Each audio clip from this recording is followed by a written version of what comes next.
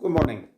So this weekend we had Father Rosso here at St. Mary of the Angels, and he did a wonderful healing service both on Saturday and Sunday. The churches were packed, and obviously the subject was healing. So today Our Lady has given me a message on the topic of healing. This is what she says. My children, so very many of you are praying for healing in your lives and in your families, and are disappointed when it doesn't happen immediately. Consider someone who is overweight and unfit and who desires to get in shape. It will not happen overnight. It is very similar when it comes to healing of your souls and of your lives. It takes time. Someone who comes for healing prayer once or twice and then gives up, where there has been no major improvement, is similar to someone who goes to the gym once or twice and then gives up. Healing is like fitness. It takes time and it must become a way of life. This, my children, is why I continuously call you to reading about the lives of the saints. Because through doing this, you will see very clearly that holiness and healing lasts a lifetime, and that you must persevere through thick and thin on good days and bad.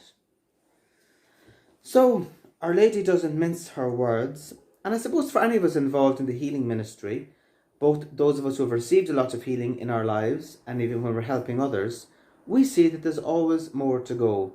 We have certain zones, me the first, in our lives that are still work in progress. And other people are often quick to point out the progress bit and unfortunately a little bit slow to see the work that has been done. Not everybody, but some. But the reality is it's like that. The inner wounds, all these things take time. And Our Lady is saying that it's very like getting fit or something like that.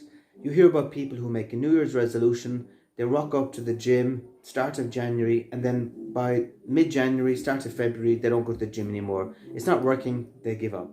And she's saying that healing is the same. And that's why she's encouraging us to reading about the lives of the saints. Because if we read the lives of the saints, we'll notice that the saints had many conversions. Usually they had, a lot of them at least, had some sort of a major conversion at the start, that they just turned their life totally to God. But then once they did that, they went on this journey and they had little mini conversions. And say, for example, St. Francis is a good example of that.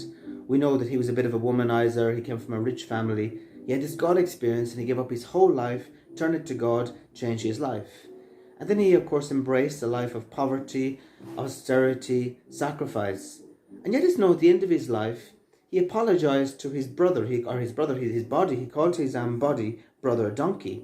And he realized at the end of his life that he had been too severe in his body. It's the same with the Curie of Ars and other people. As their conversions went on, as their lives went on, they became softer, they became more merciful, they became more gentle, and they had all these little mini conversions and, if you like, mini healings. And so it's the same with us. We're on this journey and we all have different wounds from our past, whether it's mother wounds or father wounds or cultural wounds or this wound or anxiety wounds or whatever they are. And healing can be progressive. And you see, sometimes we would like if we could just go to the priest and go to some healing person, if they just heal us overnight. The same way as nowadays we can go to the doctor, we can get surgery, we recuperate after surgery and it's over. And yet Our Lady is saying that often in the spiritual sense of things and for the longer term healings, the healings of family, the healing of lives, all these type of things, it doesn't happen like that.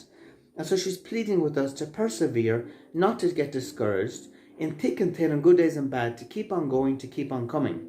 Because you see, the evil spirit, especially after a good healing weekend like we had this weekend, the evil spirit can be very quick to jump in there and say, you see, you're still not fully healed. You see, you still have problems. You see, that was a waste of time. Never bother going to that thing again. That was stupid. And the Holy Spirit is saying the opposite. He's saying, look, yes, it's true that you're not fully healed.